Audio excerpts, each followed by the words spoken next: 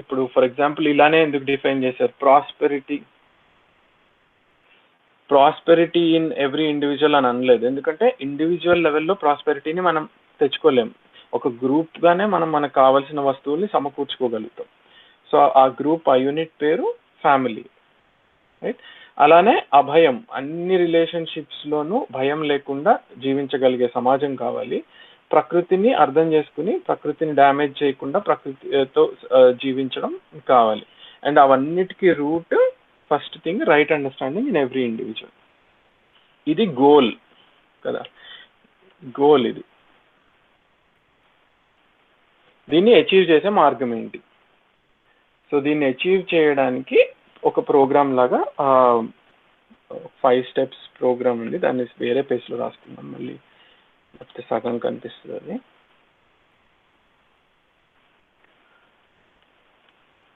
So program to achieve the human goal. Human goal అంటే individual human being కాదు, ఆ society యొక్క goal ఏదైతే ఉందో, హ్యూమన్ సివిలైజేషన్ అన్నదాన్ని, దాని గోల్ ఎట్లా అచీవ్ చేసడానికి కార్యక్రమం ఏంటి? సో ఫస్ట్ డైమెన్షన్ ఏంటి అంటే education and right living.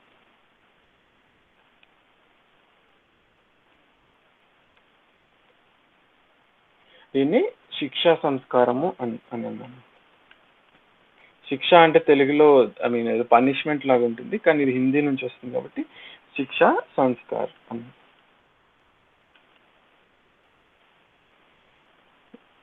So education and right living ఒక్క డైమెన్షన్ని మనం మళ్ళీ డీటెయిల్లో అర్థం చేసుకున్నాము, బట్ ఫస్ట్ లిస్ట్ రాస్తాను. ఆ తర్వాత హెల్త్ అండ్ సెల్ఫ్ రెగ్యులేషన్ అంటే స్వాస్థ్య సంయమం.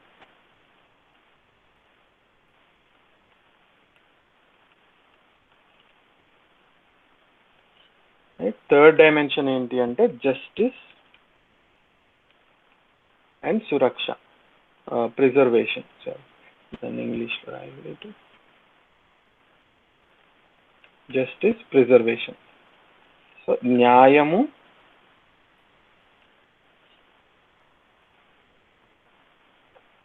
అండ్ సురక్ష. ఫోర్త్ది production and work.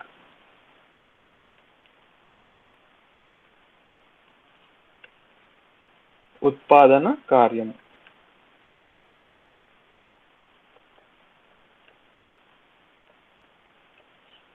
ఫిఫ్త్ది exchange storage.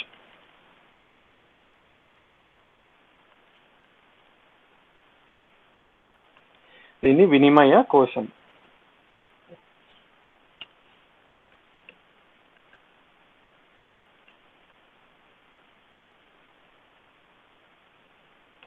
Okay, so ఇందాక గోల్ ఏదైతే మాట్లాడుకున్నామో, రైట్ అండర్స్టాండింగ్, ప్రతి మనిషిలోనూ రైట్ అండర్స్టాండింగ్ కావాలి, ప్రతి ఫ్యామిలీలోనూ ప్రాస్పెరిటీ అనే భావన కావాలి, అండ్ సమాజంలో అభయం కావాలి, అండ్ ప్రకృతితో కో ఎగ్జిస్టెన్స్ కావాలి, మ్యూచువల్లీ ఫుల్ఫిల్లింగ్ రిలేషన్షిప్ కావాలి.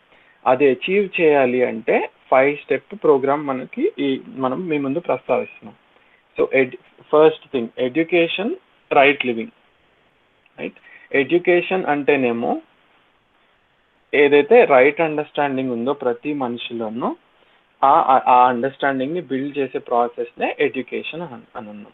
అది మనం ఇంతకు ముందు సెషన్స్లో కూడా ఎడ్యుకేషన్ రెఫర్ చేసుకుంటూ వస్తున్నాం కదా.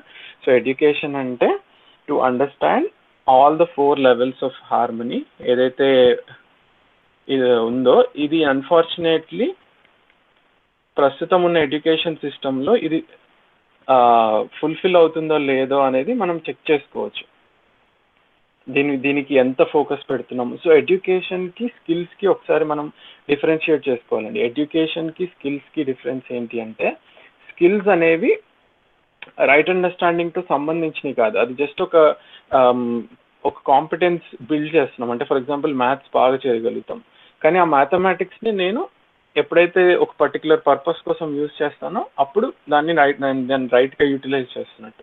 అలానే మనం మ్యాథ్స్ అని, సైన్స్ అని, లేదా హిస్టరీ అని, ఇట్లా చాలా విషయాలు మనం స్టడీ చేస్తున్నాము. ఆర్ పెయింటింగ్ అని, లేదా మ్యూజిక్ అని, ఆర్ ఇంకేంటి స్టోరీ టెల్లింగ్ అని, ఇట్లాంటివన్నీ స్కిల్స్. ఇప్పుడు ఫర్ ఎగ్జాంపుల్ నాకు పెయింటింగ్ ఉంది, పెయింటింగ్ అనే నేను స్కిల్ నాలో ఎక్సలెంట్గా ఉంది, రైట్? సో పెయింటింగ్ అనే స్కిల్ ఎప్పుడైతే నాలో ఎక్సలెంట్గా ఉందో, నేను పెయింటింగ్ ఇప్పుడు ఈ వర్క్ షాప్ చెప్పే బదులు, ఇప్పుడు మీరు అందరూ వర్క్ షాప్ వింటున్నారు, మీకు బోర్ కొడుతూ ఉండొచ్చు నేను ఇలా ఒక్కడనే మాట్లాడుతూ, మీరు అలా వింటూ ఉంటే, రైట్?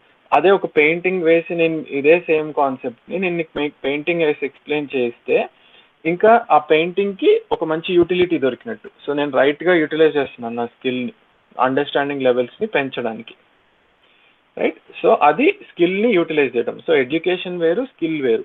ఇప్పుడు మనం ఇండియాలో ఏదైతే లాస్ట్ 30-40 ఇయర్స్గా లిటరసీ ప్రోగ్రామ్ అని, సర్వశిక్ష అభియాన్ అని ఇవన్నీ చేస్తున్నామో, సో అది లిటరసీ లెవెల్స్ని పెంచుతున్నాం మనం. అంటే ఎంతమంది స్కూల్కి వెళ్తున్నారు, ఎంతమంది 10th కంప్లీట్ చేస్తున్నారు, ఒక సర్టిఫికేట్ వస్తుంది, లేదా డిగ్రీ కంప్లీట్ చేస్తున్నారో, సో ఆ లెవెల్ని మనం ఇంక్రీజ్ చేస్తున్నాం. అది బాగా అచీవ్ చేయగలిగాం మన దేశంలో. కానీ ఎడ్యుకేషన్ ఏదైతే కంటెంట్ ఉందో దాన్ని మనం ఇప్పుడు ఇంప్రూవ్ చేసుకోవాలి. ఇంప్రూవ్ చేసుకుని అందులో రైట్ కంటెంట్ ఎప్పుడైతే చేరుతుందో, ఇప్పుడు ఆల్మోస్ట్ ఒక చైల్డ్ 15 ఇయర్స్ ఎడ్యుకేషన్ సిస్టంలో స్పెండ్ చేస్తున్నారు కదా, 3 ఇయర్స్ అప్పుడు జాయిన్ చేస్తున్నాము, ఆల్మోస్ట్ 21 ఇయర్స్ వచ్చేదాకా ఆ చైల్డ్ ఎడ్యుకేషన్ సిస్టంలో ఉంటున్నాడు, అంటే 18 ఇయర్స్ దగ్గర, రైట్? ఈ 18 ఇయర్స్లో మనం ఓన్లీ స్కిల్సే డెవలప్ చేద్దామా? ఫిజిక్స్లో అంటే క్యాలిక్యులేషన్స్ చేసి ఈ ఈ ఈ మాస్ ఇంత అయితే, ఆ ఫోర్స్ ఇంత అయితే, ఆ యాక్సలరేషన్ ఇంత అయితే అనే ఈ క్యాలిక్యులేషన్సే సరిపోతాయా? లేకపోతే ఈ రైట్ అండర్స్టాండింగ్, రైట్ లివింగ్ కూడా అంతే ఈక్వల్గా నేర్పించాలా, రైట్? సో అందుకని ఎడ్యుకేషన్లో ఈ ఎడ్యుకేషన్ని మనం ఇంప్రూవ్ చేసుకోవాలి. దాని పర్పస్ ఏదైతే ఉందో, రైట్ అండర్స్టాండింగ్ ఇండివిజువల్స్లో బిల్డ్ అవ్వాలని, ఎప్పుడైతే ఆ ఎడ్యుకేషన్ యొక్క పర్పస్ ఫిల్ అయ్యే టైప్లో ఎడ్యుకేషన్ మనం పెట్టుకుంటామో, ఇంకేముందండి, వచ్చే ప్రతి మనిషి రైట్ అండర్స్టాండింగ్తో బయటకు వస్తే ఎడ్యుకేషన్ సిస్టమ్ నుంచి, ఇమాజిన్ ఎలాంటి సమాజం ఉంటుందో మన దగ్గర అంటే ఎక్కడైనా భూమి మీద, మన దగ్గర అంటే మన దేశంలోనే అలా జరగాలని కాదు, ఎక్కడైనా సరే ఆ ఎడ్యుకేషన్ సిస్టమ్ కనుక 17 ఇయర్స్ ఆఫ్ టైం స్పెండ్ చేస్తున్నప్పుడు ఆ సిస్టంలో if it can ensure that understanding levels and right living కూడా. So understand all levels of living, and right living అంటే కమిట్మెంట్.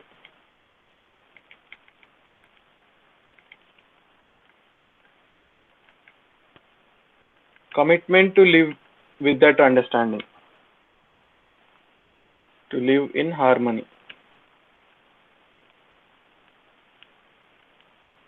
at all levels. ఇందాక మనం మాట్లాడుకున్న levels, my self, family, society level, ఈ అన్ని లెవెల్స్లో నేను రైట్ అండర్స్టాండింగ్తో జీవిస్తాను అనే కమిట్మెంట్నే సంస్కారము అన్నాం.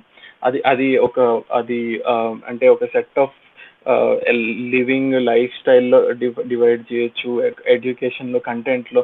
సో ఏంటంటే వేరియస్ ఆస్పెక్ట్స్, ఇప్పుడు ఎట్లా ఉంటే ఒక డే ఆర్ ఎట్లాంటి డిసిప్లిన్లో ఉంటే మనం ఎడ్యుకేషన్ బాగా జరుగుతుంది, ఇవన్నిటి కూడా మనం స్టడీ చేసుకోవచ్చు. అట్లాంటి లివింగ్ని ప్రొవైడ్ చేయొచ్చు, అట్లాంటి లివింగ్లో కమిట్మెంట్ చూపించవచ్చు. సో ఎడ్యుకేషన్ ప్రైమరీ, దాన్ని ప్రాక్టీస్లో పెట్టినప్పుడు రైట్ లివింగ్ కనిపిస్తుంది. సో నా అండర్స్టాండింగ్ నేను బిల్డ్ చేసుకుంటున్నాను ఎడ్యుకేషన్ ద్వారా, దాన్ని ప్రాక్టీస్గా రైట్ లివింగ్లో నేను దాన్ని ప్రాక్టీస్లో పెట్టి తెలుసుకుంటున్నాను నా ఎడ్యుకేషన్ కరెక్ట్గా వర్క్ అవుతుందా లేదా. సార్, చెప్పండి. I have a question here. So ఇప్పుడు సొసైటీలో మనం చాలా ఇన్సిడెంట్స్ చూస్తూ ఉంటాం. సో ఇస్ ఇట్ అంటే వాళ్ళు ఎడ్యుకేటెడ్ అయినా they keep doing those things. So is it the fault in the education system, like their it's a fault in their understanding, that I agree, but education system లో కూడా fault ఉంటుందా? And what are your thoughts? Good question అండి. So అదే ఇందాక నేను mention చేస్తున్నాను. Literacy and education ఒకటి కాదు. అంటే నేను 10th కంప్లీట్ చేశాను, ఇంటర్ కంప్లీట్ చేశాను, డిగ్రీ అయిపోయింది, మాస్టర్స్ అయిపోయింది, పిహెచ్డి అయిపోయింది, కానీ నాకు మనుషులతో ఎలా బిహేవ్ చేయాలో తెలియదు. So I'm super literate, highly literate, నా పిహెచ్డి కూడా అయిపోయింది, ప్రస్తుతం ఉన్న డిగ్రీలో టాప్ డిగ్రీ అయిపోయింది, కానీ నాకు మనుషులతో ఎలా మాట్లాడాలో తెలియదు. నేను ఒక్కడనే నా కంప్యూటర్ ముందు కూర్చుని నేను రీసెర్చ్ పేపర్ రాయగలను, దాన్ని పబ్లిష్ చేయగలను, కానీ పక్కనున్న మనిషితో ఎలా మాట్లాడాలో నాకు తెలియదు. సో అది లిటరసీ. లిటరసీ అంటే ఒక పర్టికులర్ ఏదైనా టాపిక్ తీసుకుని దాన్ని డెప్త్లో స్టడీ చేయడము, దాని గురించి అనలైజ్ చేయడం, అందులో ఏదైతే ఇన్ఫర్మేషన్ ఉందో అది బిల్డ్ చేయడం. ఎడ్యుకేషన్ లిటరసీ ఒకటి కాదండి. సో ఎంత డిగ్రీలు ఉన్నా, గ్రేట్ డిగ్రీలు ఉన్నా, నేను చాలా కేసెస్లో ఫన్నీగా వింటూ ఉంటాను. ఒక ఒక బీటెక్ అబ్బాయి ఒక ఎంటెక్ అమ్మాయిని పెళ్లి చేసుకున్నాడు.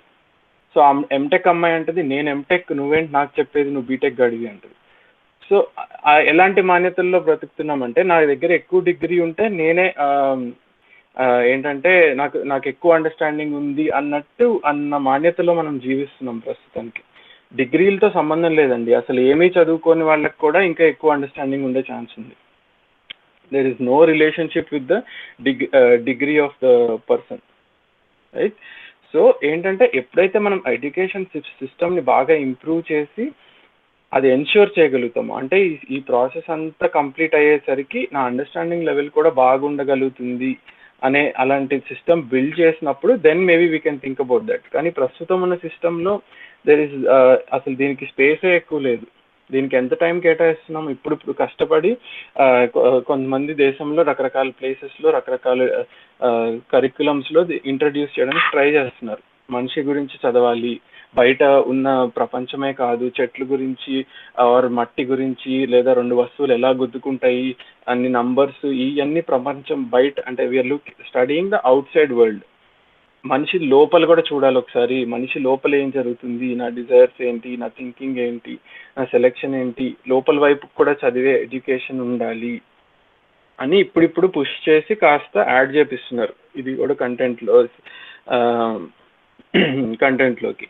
సో అలా సిస్టమ్ ఇంప్రూవ్ అయ్యి మేబీ ఫ్యూచర్లో రైట్ ఎడ్యుకేషన్ సిస్టమ్ ఉన్నప్పుడు మేబీ బయటకు వచ్చే ఇండివిజువల్స్లో అండర్స్టాండింగ్ ఎన్ష్యూర్ చేయగలుగుతామేమో.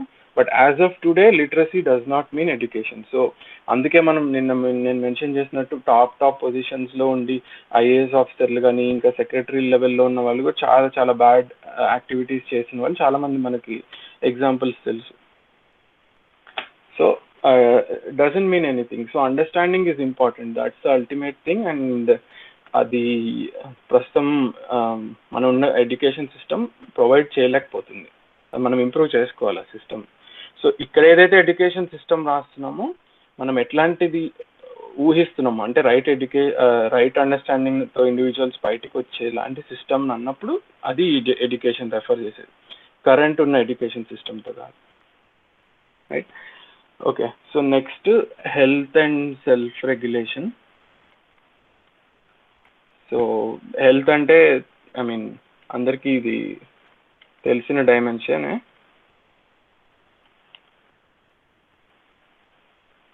సో ప్రతి ఇండివిజువల్ తన బాడీని కేర్ తీసుకుంటూ అండ్ దానికి కావాల్సిన హెల్త్కి సంబంధించిన అన్ని ఆస్పెక్ట్స్ని చూసుకుంటూ ఉన్నప్పుడు సో ఆ డైమెన్షన్ని ఫుల్ఫిల్ చేస్తున్నట్టు, స్వాస్థ్య సాయం అనే డైమెన్షన్ని ఫుల్ఫిల్ చేస్తున్నట్టు. సో నెక్స్ట్, సో ఇది ఫస్ట్ డైమెన్షన్, ఇది second dimension, justice preservation. So ఇది ఒకసారి కొంచెం డీటెయిల్గా చూద్దాం. So justice and preservation. So justice అంటేనేమో మనిషికి మధ్య న్యాయం ఎన్షూర్ చేయడం అండి. ప్రిజర్వేషన్ అంటేనేమో మనిషికి నేచర్కి మధ్యలో న్యాయం ఎన్షూర్ చేయడం, అంటే దాన్ని ధర్మం అంటారు. యాక్చువల్లీ మనిషికి మధ్యలో ఉన్నదేమో న్యాయం అంటున్నాము, మనిషికి ప్రకృతికి మధ్యలో ఉన్నదేమో ధర్మం అంటున్నాం. సో ఇది I will mention. So justice అంటేనేమో హ్యూమన్ రిలేషన్షిప్స్లో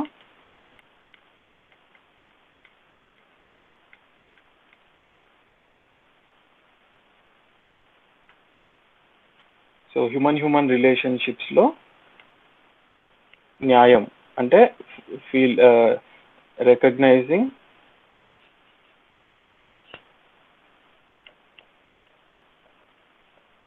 and fulfilling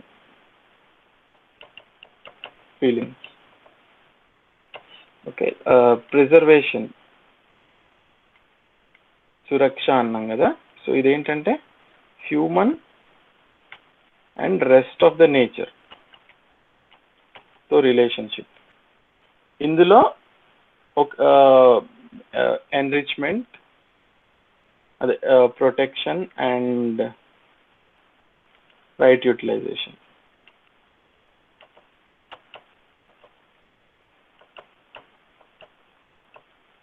సో ఇది ఉభయ మ్యూచువల్ ప్రాస్పెరిటీకి దారితీస్తుంది. సో ఇదొక dimension of human goal achieve చేసుకోవడానికి. అంటే ప్రతి మనిషికి మధ్యలో సంబంధాల్లో న్యాయం, అంటే ఆ ఫీలింగ్స్ని గుర్తించి ఫుల్ఫిల్ చేయడము. అలానే మనిషి అండ్ ప్రకృతికి మధ్యలో సంబంధం ఏదైతే ఉందో దాన్ని కూడా అర్థం చేసుకుని ఫుల్ఫిల్ చేయడం. ఇందులో ప్రిజర్వేషన్లో ఒక పాయింట్ మనం మెన్షన్ చేసుకోవాల్సింది ఏంటి అంటే, ప్రొడక్షన్ వర్క్లో ఓకే. సో ఇందులో 3 ఆస్పెక్ట్స్ ఉంటాయండి సురక్షకి: enrichment, protection and right utilization. So ఇది ఆల్రెడీ రాసిస్తాం కదా, ఇదే ప్రిజర్వేషన్, దీనే సురక్ష. ఇప్పుడు నేచర్లో ఒక డెలికేట్ బ్యాలెన్స్ ఉంటుందండి. సో ఆ డెలికేట్ బ్యాలెన్స్ని మెయింటైన్ చేసుకోవడం గురించి మనం నెక్స్ట్ మాట్లాడుకుందాం. సో అది ప్రొడక్షన్ అండ్ వర్క్. ఏమైనా క్వశ్చన్స్ ఉంటే అడగండి మనం యాజ్ ఐఎమ్ గోయింగ్. సో మనకి ఇంకొక 2 డైమెన్షన్స్ కవర్ చేశాక we can take up more questions. Next dimension production and work అనమాట. సో ప్రొడక్షన్ అండ్ వర్క్ అంటేనేమో ఇందులో ఆస్పెక్ట్లో మోస్ట్ ఇంపార్టెంట్ థింగ్ ఏంటంటే, సో మనిషి ప్రకృతి మీద పనిచేస్తున్నాడు. సో ప్రొడక్షన్ అంటే the things that we produce. ఒక చెట్టు నాటి దాని నుంచి ఫ్రూట్ ఆర్ ఏదైనా ప్రొడ్యూస్ తీసుకురావడము, ఆర్ ఒక మట్టితో పనిచేసి ఒక కుండ తయారు చేయడము, ఆర్ ఇంకేదైనా అవ్వచ్చు. సో ప్రొడక్షన్ అంటే అందులో గూడ్స్. మనం ప్రొడక్షన్ అంటే ఇందులో human being is working with nature, right. Work అంటే కూడా మనిషి ప్రకృతితో పనిచేయడాన్ని, ప్రొడక్షన్ ఏమో ఇందులో అవుట్పుట్ ఉంటుంది కదా, దాన్ని ప్రొడ్యూస్ అంటున్నాము. సో వర్క్ అంటే man working on nature, labour that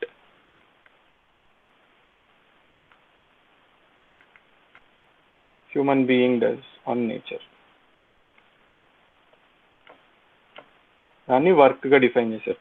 అంటే మనం మామూలుగా వర్క్ని వింటూ ఉంటాం కదా, ఆ సెన్స్లో కాకుండా వర్క్ని ఎట్లా డిఫైన్ చేశారంటే, మనిషి ప్రకృతి మీద పనిచేసినప్పుడు దాన్ని వర్క్ అన్నారు, మనిషితో మాట్లాడుతున్నప్పుడు దాన్ని బిహేవియర్ అన్నారు. సో కన్ఫ్యూజ్ అయ్యే ఛాన్స్ ఉంది. సో వర్క్ అంటే ఇప్పుడు మనం చేసే యూజువల్ జాబ్స్ ఇవన్నీ ఉంటాయి కదా, వాటిని వర్క్ కాదు ఇక్కడ. వర్క్ అంటే ఏంటంటే మనిషి ప్రకృతితో పనిచేస్తున్నాడు, అలా పనిచేసినప్పుడు ఒక ప్రొడ్యూస్ వస్తుంది. ఇందాక చెప్పినట్టు మట్టితో చేయొచ్చు, లేదా ఇంకేదన్నా మెటాలిక్ ఐటమ్స్ని తయారు చేయొచ్చు, ఆర్ వుడ్ మీద వర్క్ చేస్తే కార్పెంటరీతో కొత్త గూడ్స్ వస్తాయి, అంటే ఫర్నిచర్ వస్తుంది. లైక్ ఇట్లా వేరియస్ నేచర్లో ఉన్న వేరియస్ థింగ్స్తో మనిషి పనిచేస్తున్నప్పుడు ఏదైతే ప్రొడ్యూస్ వస్తుందో దాన్ని ప్రొడక్షన్ అని అన్నారు. సో ఇందులో 2 క్వశ్చన్స్ అండి: what to produce and how much to produce. How to produce. So what to ప్రొడ్యూస్కి మన నీడ్స్ని ఐడెంటిఫై చేసుకోవడం, చాలా ఐడెంటిఫికేషన్ ఇంపార్టెంట్ అవుతుంది. సో ఇందాక మనం అన్నట్టు ప్రాస్పెరిటీ అన్నది ఏదైతే ఫీలింగ్ ఉందో అది బాడీ యొక్క నీడ్స్ని ఫుల్ఫిల్ చేయడానికి అండ్ ఆ నీడ్స్ని ఐడెంటిఫై చేసి ఫుల్ఫిల్ చేయడం కదా. సో దాన్ని మనం వాట్ టు ప్రొడ్యూస్కి యూజ్ చేస్తాము. అలానే హౌ టు ప్రొడ్యూస్ దగ్గర ఏంటి అంటే, హ్యూమన్ బీయింగ్కి నేచర్కి మధ్యలో ఒక డెలికేట్ రిలేషన్షిప్ ఉంది. సో నేచర్లో everything is cyclic in nature. అంటే ఇప్పుడు for example soil, air, water etcetera, ఇది ఒక డైమెన్షన్ అయితే, అలానే ప్లాంట్స్, ఇదంతా ఒక డైమెన్షన్. ఇక్కడ హ్యూమన్ బీయింగ్స్ని పెడదాము. 4 ఆర్డర్స్ ఉంటాయి నేచర్లో. Material order, pranic order, animal order and human beings. So ఇందులో చూస్తే సాయిల్, ఎయిర్, వాటర్ ఇవన్నీ ప్లాంట్స్ని నర్చర్ చేస్తున్నాయి. అవి యూజ్ చేసి ప్లాంట్స్ గ్రో అవుతాయి. సో ప్లాంట్స్ ఏం చేస్తున్నాయి, యానిమల్స్ని నర్చర్ చేస్తున్నాయి. అంటే యానిమల్స్ ప్లాంట్స్ని తింటాయి, గ్రో అవుతాయి. యానిమల్స్ హ్యూమన్ బీయింగ్స్ని హెల్ప్ చేస్తున్నాయి. సో అది డొమెస్టిక్ కావచ్చు, రకరకాలుగా మనం యానిమల్స్తో ఇంటరాక్ట్ అయ్యింది. అలానే హ్యూమన్ బీయింగ్స్ ఏం చేస్తాడు, ప్లాంట్స్ సాయిల్ని మళ్ళీ ఆకులు అవి మట్టిలో పడినప్పుడు లేదా యూనో ఫిల్టరేషన్ కానీ, సో రూట్స్ వాటర్ని ఫిల్టర్ చేయడము, రకరకాలుగా ప్లాంట్స్ సాయిల్ గ్యాస్ లైక్ ఎయిర్ని ప్యూరిఫై చేస్తాయి ప్లాంట్స్. అట్లా ప్లాంట్స్ మళ్ళీ బ్యాక్ సాయిల్, ఎయిర్, వాటర్ని నర్చర్ చేస్తాయి. అలానే యానిమల్స్ కూడా ప్లాంట్స్కి హెల్ప్ చేస్తాయి. వాటి మాన్యూర్ తోటి ఫర్టిలైజర్గా యూజ్ అవ్వడము అదంతా, లేదా డీకంపోజ్ అయినప్పుడు యానిమల్స్ చచ్చిపోయాక మళ్ళీ ప్లాంట్స్ని ఎన్రిచ్ చేస్తాయి, రైట్. అలానే యానిమల్స్ సాయిల్, వాటర్ని కూడా ఎన్రిచ్ చేస్తాయి. సేమ్ థింగ్, ఆ మెన్యూర్గా కానీ లేకపోతే ఎక్స్క్రీటా నుంచి అవన్నిటి నుంచి ఎన్రిచ్ చేస్తాయి. సాయిల్, వాటర్ ఇవన్నీ యానిమల్స్ని కూడా ఎన్రిచ్ చేస్తాయి. అంటే యానిమల్స్ ఇవన్నిటిని తాగుతాయి కదా, వాటర్ తాగుతాయి, గాలి పీల్చుకుంటాయి ఎక్సెట్రా. అలానే ప్లాంట్స్ హ్యూమన్ బీయింగ్స్ని ఎన్రిచ్ చేస్తాయి. ఇప్పుడు next and again soil, air, water human బీయింగ్ని కూడా ఎన్రిచ్ చేస్తాయి. ఎందుకంటే హ్యూమన్ బీయింగ్ వాటర్ని, ఎయిర్ని అవన్నీ యూజ్ చేస్తాయి. హ్యూమన్ బీయింగ్ సాయిల్, ఎయిర్, వాటర్ని ఏం చేస్తున్నాడు, హ్యూమన్ బీయింగ్ ప్లాంట్స్ని ఏం చేస్తున్నాడు, హ్యూమన్ బీయింగ్ యానిమల్స్ని ఏం చేస్తున్నాడు, ఇది క్వశ్చన్ మార్క్లో ఉన్నాయి. నర్చర్ చేస్తున్నామా లేదా ఎక్స్ప్లాయిట్ చేస్తున్నామా, రైట్. సో ఇది చెక్ చేసుకోవాల్సింది. సో ఉమా గారు క్వశ్చన్ అడిగారండి. So please explain preservation in justice అంటే.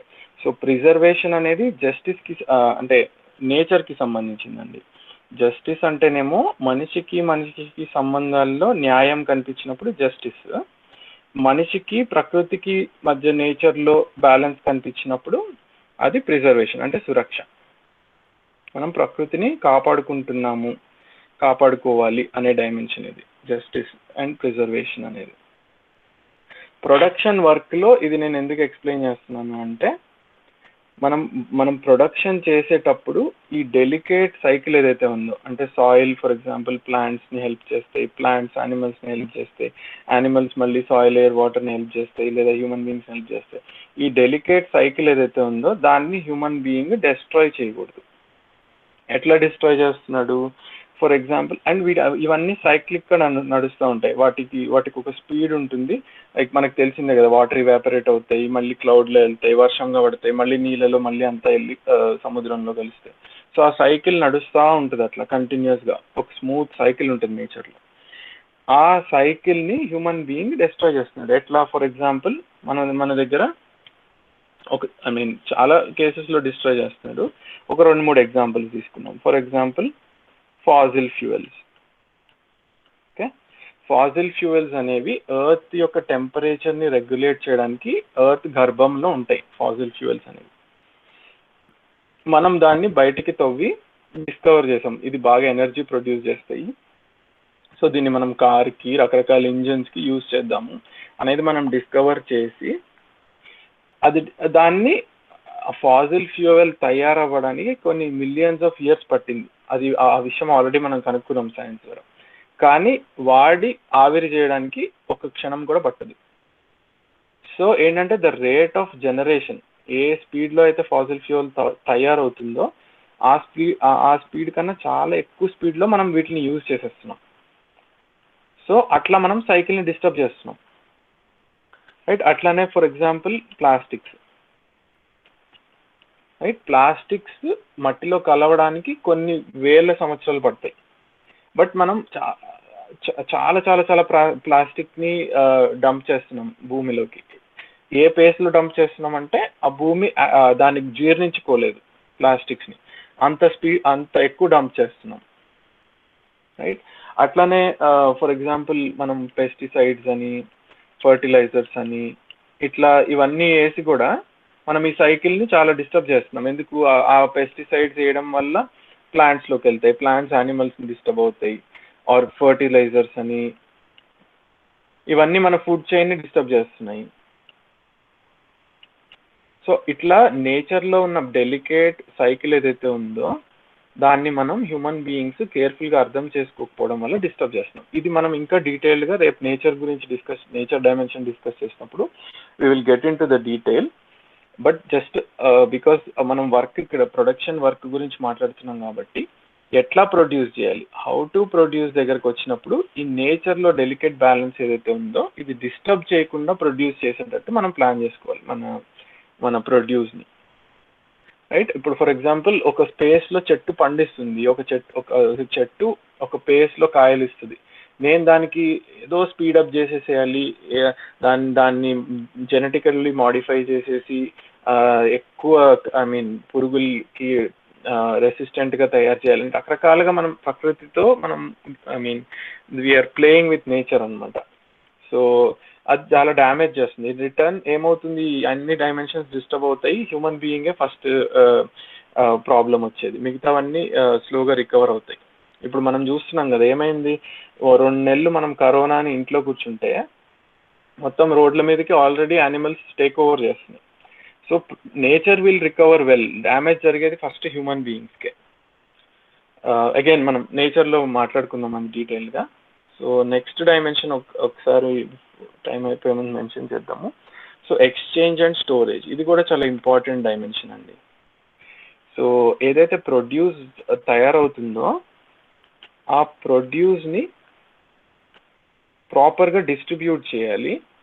అండ్ స్టోరేజ్ ఏమో ఫ్యూచర్ యూజ్ కోసం, అంటే ఏదైనా ఇంపార్టెంట్ వస్తువు బాగా సీజన్లో చాలా తక్కువ ఒక నెల రోజుల్లోనే పండుతుంది అనుకోండి, సంవత్సరం మొత్తం పండదు, బట్ సంవత్సరం మొత్తం దాని అవసరం ఉందనుకోండి, అలాంటిది ఏదైనా దాచి ప్రొడ్యూస్ని స్టోర్ చేసి, అంటే వినిమయం అంటే ఎక్స్చేంజ్, స్టోరేజ్ అంటే కోసం. సో ఎక్స్చేంజ్ ఏంటి? సో ఈ ప్రొడ్యూస్ని మ్యూచువల్ ఫుల్ఫిల్మెంట్ కోసం ఎక్స్చేంజ్ చేసుకోవడం.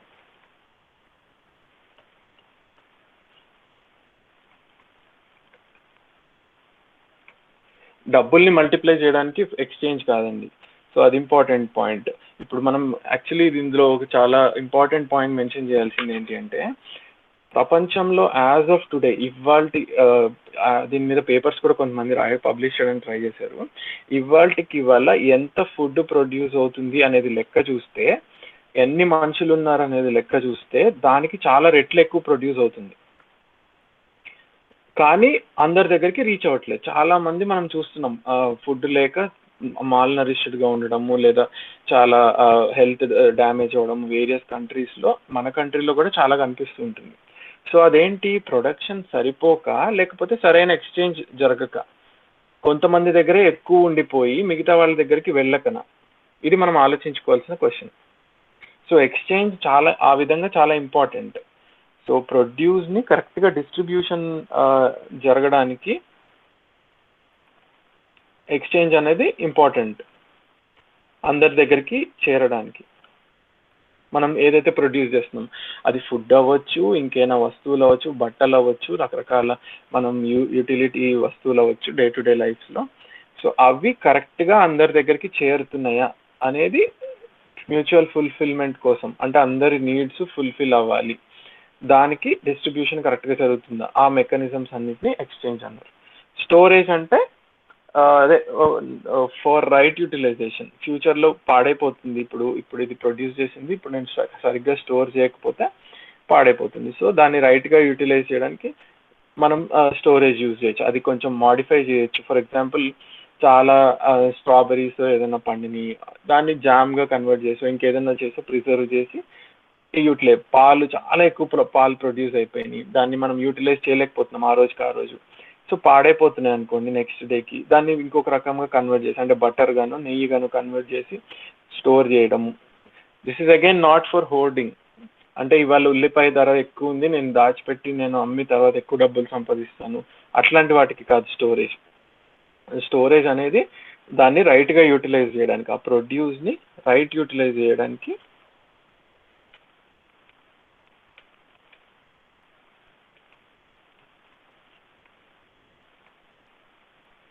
దానికి storage. So exchange storage mechanisms.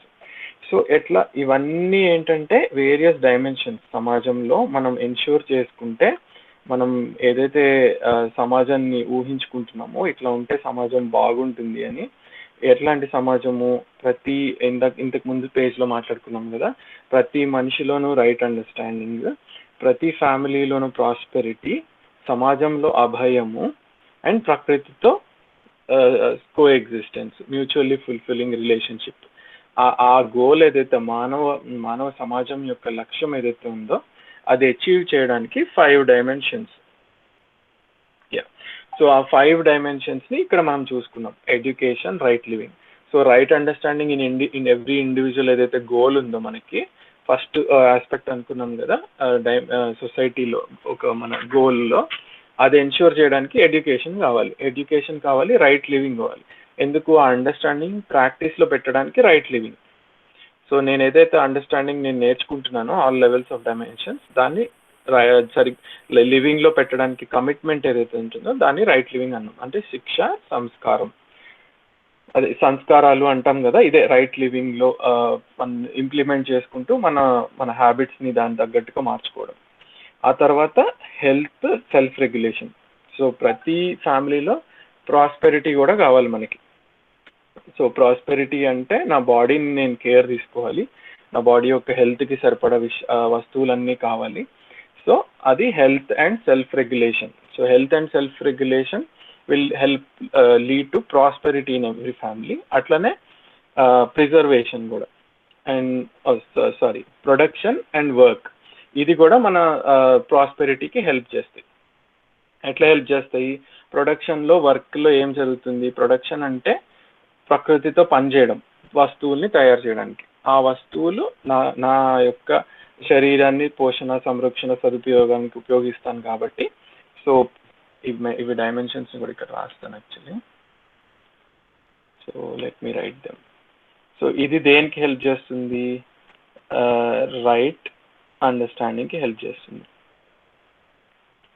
In every individual. Right. ఇది దేనికి హెల్ప్ చేస్తుంది? ప్రాస్పెరిటీకి హెల్ప్ చేస్తుంది.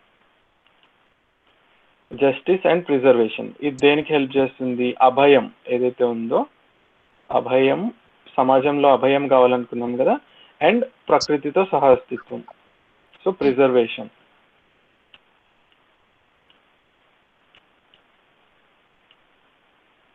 ఆ రెండింటికి హెల్ప్ చేస్తుంది. ప్రొడక్షన్ అండ్ వర్క్, ఇది దేనికి హెల్ప్ చేస్తుంది? ప్రాస్పెరిటీకి హెల్ప్ చేస్తుంది. ఎక్స్చేంజ్ అండ్ స్టోరేజ్, ఇది కూడా నాకు ప్రాస్పెరిటీకి హెల్ప్ చేస్తుంది. అండ్ న్యాయం కూడా ఎన్ష్యూర్ చేస్తుంది కాబట్టి సో అభయానికి కూడా హెల్ప్ చేస్తుంది. సో ఇట్లా ప్రతి డైమెన్షన్ ఏదైతే మనం ఈ 5 డైమెన్షన్స్ అనుకున్నామో ఒక్కొక్క గోల్కి రీచ్ అవ్వడానికి హెల్ప్ చేస్తున్నాయి అన్నమాట. ఇది సొసైటీలో వేరియస్ డైమెన్షన్స్. ఒకసారి మళ్ళీ ఎక్స్చేంజ్, స్టోరేజ్ అంటే ప్రొడక్షన్, వర్క్ గురించి మాట్లాడుకున్నాము. ప్రకృతి మీద పని చేయడాన్ని వర్క్ అన్నారు. సో ప్రకృతితో నేను ఎప్పుడైతే వర్క్ చేస్తున్నానో అది ఒక మట్టితో అవ్వచ్చు, లేదా ఈవెన్ ల్యాప్టాప్ కూడా ప్రకృతే కదా. ల్యాప్టాప్తో పనిచేయడం అవ్వచ్చు, లేదా చెట్లతో పనిచేయడం అవ్వచ్చు, మట్టితో పనిచేయడం, ఏదైనా సరే ప్రకృతితో పనిచేయడాన్ని వర్క్ అన్నాం. రైట్. ఆ తర్వాత దాని నుంచి వచ్చే అవుట్పుట్ ఏదైతే ఉందో అలా పని చేసినప్పుడు దాన్ని మనం ప్రొడ్యూస్ అంటున్నాం, ప్రొడక్షన్ అని. ఆ ప్రొడ్యూస్ నేచర్లో యొక్క డెలికేట్ బ్యాలెన్స్ని డిస్టర్బ్ అవ్వకుండా మనం తయారు చేసుకోవాలి. మనకు కావాల్సిన వస్తువులు అనేది మనం ఉంచాము. ఇప్పుడు వాటర్ ఉంది, వాటర్ని మనం నేచర్ నుంచి యూజ్ చేస్తున్నాము. ఏ రేట్లో యూజ్ చేస్తున్నాము?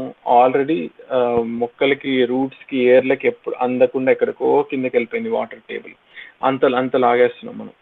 సో అట్లా ఏంటంటే మన ప్రాస్పెరిటీ కూడా మనం చూసుకోవాలి. అంటే ఇప్పుడు నాకు తాగడానికి నీళ్ళు కావాలి, సో నేను వాటర్ని గ్రౌండ్లోంచి తీస్తున్నాను, కానీ at the same time nature సైకిల్ని డ్యామేజ్ చేస్తున్నాను.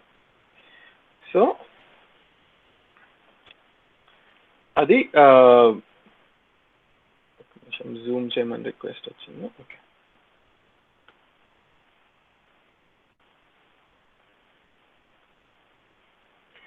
ఓకే, సో ఇవన్నీ dimensions, various dimensions of society: education, right living, health, self regulation, justice, preservation, production, work, exchange, storage. ఇవన్నీ ఎన్ష్యూర్ చేసినప్పుడు మనము నిన్న మాట్లాడుకున్న అఖండ సమాజము,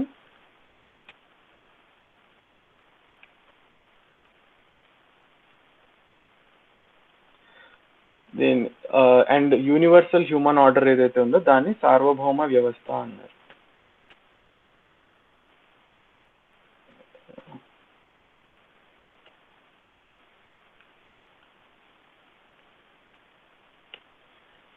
అఖండ సమాజం అంటే ఎటువంటి డివిజన్స్ లేకుండా ఈ సమాజం అంతా నా కుటుంబం అని ఎప్పుడైతే ఫీల్ అవుతానో, అది వరల్డ్ ఫ్యామిలీ అన్నాం కదా. సో ఆ వరల్డ్ ఫ్యామిలీకి రీచ్ అవ్వడము, అండ్ ఆ వరల్డ్ ఫ్యామిలీని ఆర్గనైజ్ చేసుకోవడం. ఎట్లా ఆర్గనైజ్ చేసుకోవాలి? ఇప్పుడు మనం ఇంట్లో ఎట్లయితే ఆర్గనైజ్ చేసుకుంటామో, నువ్వు వంట చేయి, నేను ఇది చేస్తాను, మనం ఇది చదువుకుందాము, ఇట్లా ఆర్గనైజ్ చేసుకుంటున్నాం కదా. అట్లా ఆ వ్యవస్థ మొత్తాన్ని, ఆ వరల్డ్ ఫ్యామిలీని ఆర్గనైజ్ చేయడానికి ఈ డైమెన్షన్స్ని మెన్షన్ చేశారు. సో దీన్ని యూనివర్సల్ హ్యూమన్ ఆర్డర్ అన్నారు. దాన్నే సార్వభౌమ వ్యవస్థ అని మెన్షన్ చేశారు. ఓకే, ఇది సొసైటీ డైమెన్షన్ అండి.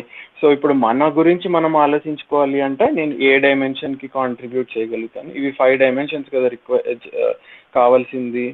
సో ఏ డైమెన్షన్కి నేను కాంట్రిబ్యూట్ చేయగలుగుతాను అనేది చూసుకోవచ్చు. చూసుకుని ఆ డైమెన్షన్కి కాంట్రిబ్యూట్ చేయొచ్చు. ఒక ఈజియెస్ట్ థింగ్ ఏంటంటే, ఇంపార్టెంట్ థింగ్, ఎప్పుడైతే నేను నా సెల్ఫ్కి వస్తువులు అవసరం లేదు, నా బాడీకి మాత్రమే వస్తువులు కావాలని నేను రియలైజ్ అవుతాను, అప్పుడు మన కన్జంప్షన్ తగ్గుతుంది. ఫస్ట్, ఇంతకు ముందు ఏంటి, చాలా ఎక్కువ కన్జ్యూమ్ చేసేవాళ్ళం. ఎందుకు అంత కన్జ్యూమ్ చేస్తున్నాము? ఆ కన్జంప్షన్ తోటి నేను సెల్ఫ్ని హ్యాపీగా ఉంచాలని ప్రయత్నిస్తున్నాను. బట్ నా సెల్ఫ్ హ్యాపీగా ఉంచడానికి ఎప్పుడైతే వస్తువులు అవసరం లేదని తెలుసుకుంటానో, అప్పుడు నా కన్జంప్షన్ తగ్గుతుంది. నా కన్జంప్షన్ తగ్గితే ఏమవుతుంది? ప్రపంచంలో ఉన్న మిగతా వాళ్ళందరికీ ఆ వస్తువులు చేరే అవకాశం కలుగుతుంది. Right? So consumption is equal to production కూడా. అదొకటి గుర్తుపెట్టుకోవచ్చు మనం. ఇక్కడ ప్రొడక్షన్ అనేది ఏదైతే ఉందో, నేను ప్రకృతిలోకి వెళ్ళట్లేదు, నేనేం పంటలు పండించట్లేదు, నేను ఏమీ వస్తువుల్ని కూడా తయారు చేయట్లేదు. సో నేను ప్రొడక్షన్ ఎట్లా చేయాలి సార్ అని అంటే, సో ప్రొడక్షన్ చేయకపోయినా కన్జంప్షన్ కరెక్ట్గా చేయడం కూడా, అంటే వస్తువుల్ని రైట్గా యూటిలైజ్ చేయడం కూడా ప్రొడక్షన్ అంత ఈక్వల్ యాక్చువల్లీ. సో అదైతే మనందరం ఇంట్లోనే ఇవాళ నుంచి మొదలు పెట్టచ్చు కదా. దానికి ఏమి మనకి స్పెషల్గా ఫీల్డ్లోకి వెళ్ళి పనిచేయడం ఏదైనా ఇలాంటివన్నీ చేయాల్సిన అవసరం లేదు కదా. సో అదొకటి. అండ్ మనం ఎక్కడున్నా సరే, అది మనం ఆఫీస్లో ఉన్నా, ఇంట్లో ఉన్నా, లేదా సమాజంలో ఉన్నా, ఎక్కడున్నా సరే, so we can add value. అంటే నేను ఆఫీస్లోంచి వచ్చేస్తున్నాను, అక్కడక్కడ కాన్ఫరెన్స్ రూమ్లో ఒక లైట్ వేసింది. సో లైట్ ఆఫ్ చేయడం కూడా దేని కిందకు వస్తుంది? ప్రిజర్వేషన్ కదా. నేచర్లో అన్నెసెసరీ రిసోర్సెస్ని వేస్ట్ చేయకుండా నేను నేచర్ని ప్రొటెక్ట్ చేస్తున్నాను. సో జస్టిస్ ప్రిజర్వేషన్లో పనిచేస్తున్నట్టే, అన్నెసెసరీగా రిసోర్సెస్ని. ఆర్ అట్లానే ఏదన్నా మీరు ఆర్గనైజ్ చేశారు, ఏదైనా వర్క్షాప్ ఆర్గనైజ్ చేశారు, అది మీ ఆఫీస్ వాళ్ళకి అవ్వచ్చు, ఇంకెవరికైనా అవ్వచ్చు. రైట్? అప్పుడు రైట్ అండర్స్టాండింగ్ బిల్డ్ చేయడానికి పనిచేస్తున్నాము. రైట్? అట్లనే హెల్త్ డైమెన్షన్లో వర్క్ చేయొచ్చు. సో వేరియస్ డైమెన్షన్స్లో మనం ఎక్కడ కాంట్రిబ్యూట్ చేయొచ్చు అనేది, మన రోల్ ఏంటి, మన స్కోప్ ఏంటి అనేది చూసుకుని we can work on those dimensions. And మనం అందరం ఎట్లాగో డే టు డే లైఫ్లో చేసే జాబ్ కూడా సొసైటీలో కాంట్రిబ్యూషనే. కాకపోతే మనం జాగ్రత్తగా చూసుకుందాం, మనం సొసైటీలో ఎక్స్ప్లాయిటేషన్ చేయకుండా, నేచర్ని డిస్టర్బ్ చేయకుండా, న్యాయం అనేది మెయింటైన్ చేస్తూ మన వర్క్ ఉందా లేదా అనేది ఒకసారి జాగ్రత్తగా చూసుకుందాం. మన మన మన ఓన్ బిజినెసెస్ ఉన్నా, లేదా ఎక్కడైనా వేరే కంపెనీల్లో పనిచేస్తున్నా, we can try to ensure as much as possible ఈ 5 డైమెన్షన్స్ సొసైటీలో నడవడానికి.